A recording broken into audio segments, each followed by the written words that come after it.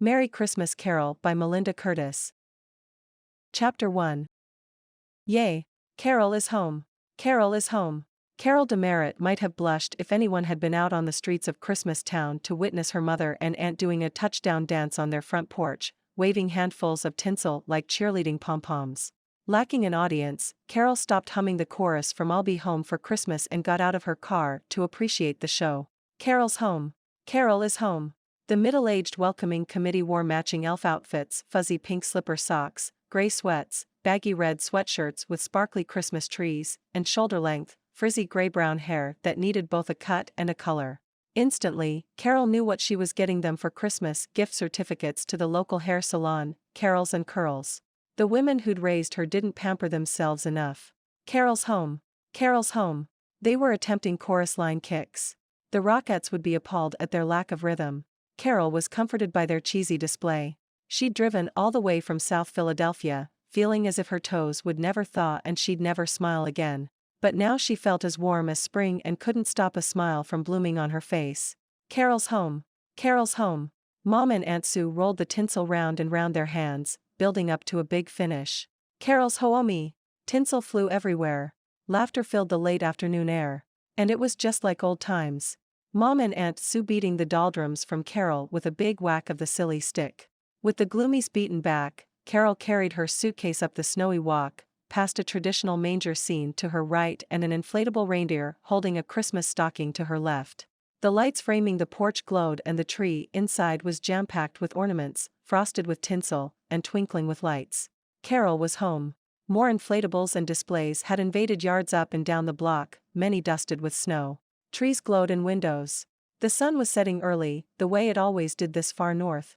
Lights began to flicker on outside, white icicles, primary-colored big bulbs, Mrs. Harrington's pink racing lights, which matched her pink Barbie Jeep with Santa at the wheel. Carol was home. The 30-degree temperature didn't seem so cold. Her toes, her nose, her heart, everything warmed up. Why had she waited until the Wednesday before Christmas to come home? Aunt Sue opened the door. Mom herded Carol inside. Aunt Sue slid an arm around Carol's waist, resting her head against Carol's shoulder before returning to her domain, the kitchen. Mom wrapped Carol in a fierce bear hug, smelling of coffee and fabric softener. There was Christmas music and the smell of cinnamon cookies fresh out of the oven. Carol was home. Her shoulders relaxed. Her neck felt less stiff. Her heart, well, her heart might take longer to heal. The cheery bungalow was crowded with boxes filled to the top with bags of food and wrapped gifts for Bookie's annual Christmas food drive. With so many boxes, Carol couldn't see if there were any presents under the tree or stockings hung from the fireplace mantel. How many times had her holiday taken a back seat to whatever cause her mother was championing? The joy Carol felt at her homecoming cracked. Cold seeped back into her toes, even as she told herself it didn't matter. It looks like you finished your Bookie's contribution. Without her, she'd wanted to help. Helping was what Demerits did. Volunteering at school. Sitting vigil with families at hospitals. Charity food and toy drives. Clean-up days along the highway. You name it and the Demerit women helped. And Carol had loved it. At least, until she'd reached high school and her endless volunteering got her classified as a freak. She'd wanted to stop then and there. Try out for cheerleading. Run for student council. Join the track team. Anything that would help her fit in. Anything hadn't quite worked. She'd sprained her ankle attempting a triple jump. She'd lost in the primaries. Been cut at cheerleading tryouts. Mom had accused Carol of being selfish, because her activities had cut into her volunteering activities. Carol had fired back with some nasty assessments of her mother as a parent. None of their arguments mattered, because Carol stopped trying to do anything extracurricular. She'd returned to being the good volunteer soldier and in typical teenage fashion had thought her life was over. She'd hunkered down and hid through most of the high school experiences other students reveled in.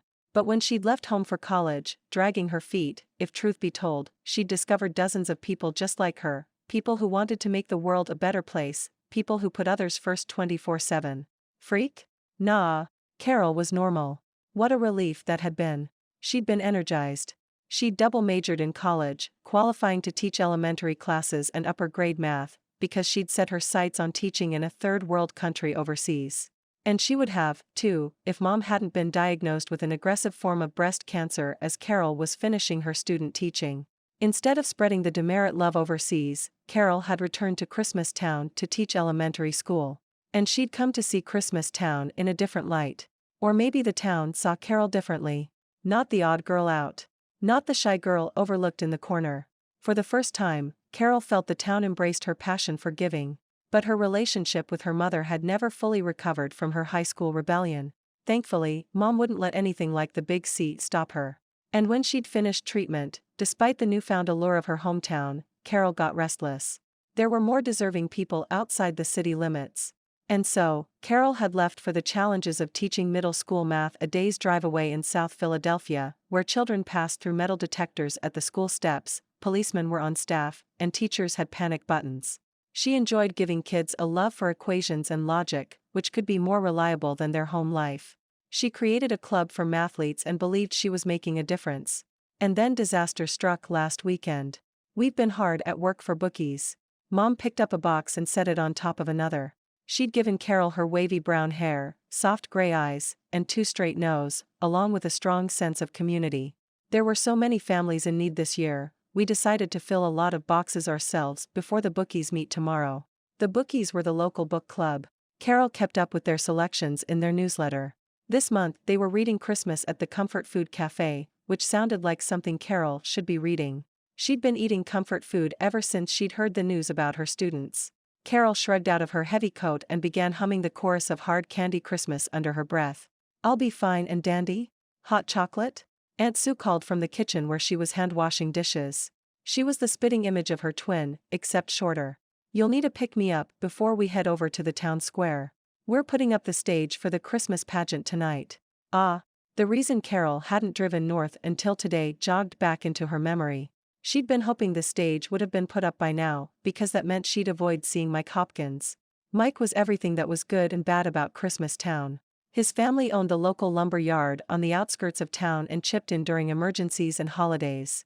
Mike was everything Carol hadn't been in high school: class president, a college-recruited athlete, the most popular boy in school, at least in her estimation. Plus he'd had a brain. He could have been a mathlete. He could have moved on from cliquish crowds and changed the world. Instead, he was Carol? Aunt Sue held a dripping mixing bowl. Did you hear me? About hot chocolate? I'm fine. Carol pushed pause on sad Christmas tunes and feel sorry for the class nerd Christmas Town recollections. I had coffee an hour ago. Her mother brushed Carol's brown hair off her shoulders. You need a Christmas Town holiday and a happy birthday. Which happened to be Christmas Day. I'm looking forward to the festivities, Carol allowed. From Thanksgiving to Christmas Eve, Christmas Town did the holiday right, and drew locals and tourists eager to immerse themselves in the season.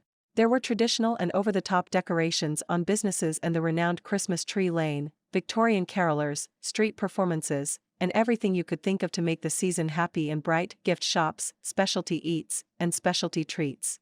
Beginning on Thanksgiving, Santa arrived on the town square at 3 p.m. in a horse-drawn sleigh. He handed out candy canes, listened to wish lists, and posed for pictures. Everything culminated on Christmas Eve with an annual pageant and the rush of young lovers to share a kiss beneath the town square gazebo. Local myth had it that a gazebo kiss foretold a wedding before the end of the new year.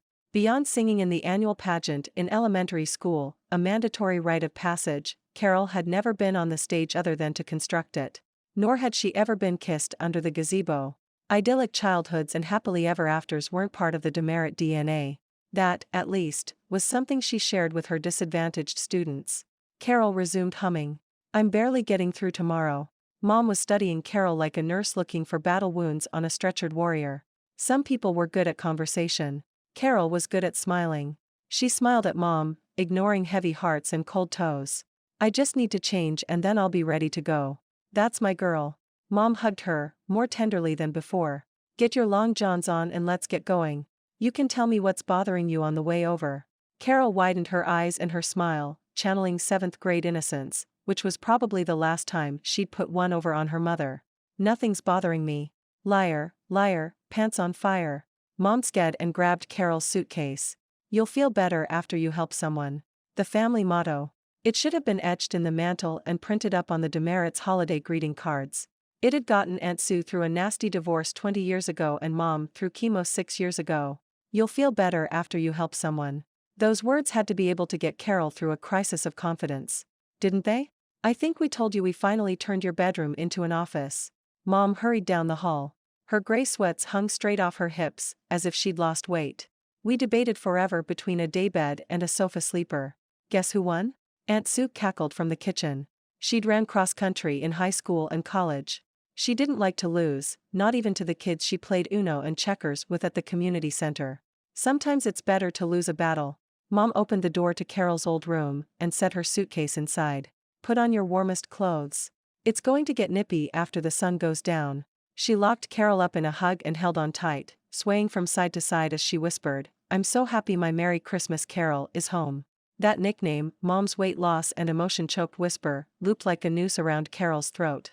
Are you okay? Carol whispered back hoarsely. Her question unlocked the hug. Mom retreated, sing-song ing over her shoulder, I can't complain. Liar liar pants on fire. Fear prickled Carol's skin beneath her thick white cable knit sweater. Had the cancer come back? Or was Mom trying another radical, good-for-you diet? Her mother disappeared into the master bedroom, shutting the door with a decisive click. That was no diet-caused retreat. Carol's toes stung as if frostbit. She turned in the doorway of the room she'd grown up in, not recognizing it. Gone was the quilt she'd made from Christmas t-shirts, the quilt she was supposed to have donated but couldn't let go of. The walls no longer had community service ribbons pinned above the window. Her bulletin board with its pinned thank you notes. Gone. All gone. Something deep inside Carol panged. She hadn't realized until now that she'd needed some of that childhood innocence, some of that community appreciation, some of those past successes. Well, the quilt hadn't been the success Mom and Aunt Sue had wanted. But since it was gone, it would be nice to think it was keeping some kid warm and helping them dream of a special holiday. Carol sat on the sage-green sofa sleeper. It was as hard as the playground pavement in South Philly. A worn red felt stocking was draped across one arm. It was too old to have gone into one of the donation boxes, too unfamiliar to have belonged to the Demerit family. She picked it up and something inside jingled. Carol reached in, expecting to find an old forgotten toy or moldy chocolate balls. Instead, her fingers found crisp paper, a square of red and white striped stationery and written in bold green felt pen, choose people who choose you. Carol crumpled the paper and threw it toward the trash can. It bounced off the rim and settled on the floor, as defeated as Carol felt. Chosen? She was the girl most likely to be overlooked when it came to reindeer games. She'd poured her heart and soul into her students, trying to give kids without much hope for the future the belief that they could shape themselves a better life, with a little effort. But her mathletes had chosen to follow someone else and look for shortcuts. Carol's stomach clenched. Hurry up and change. Aunt Sue poked her head in the doorway. It takes a village to make Christmastown shine. She was gone before Carol thought to ask whose stocking she held.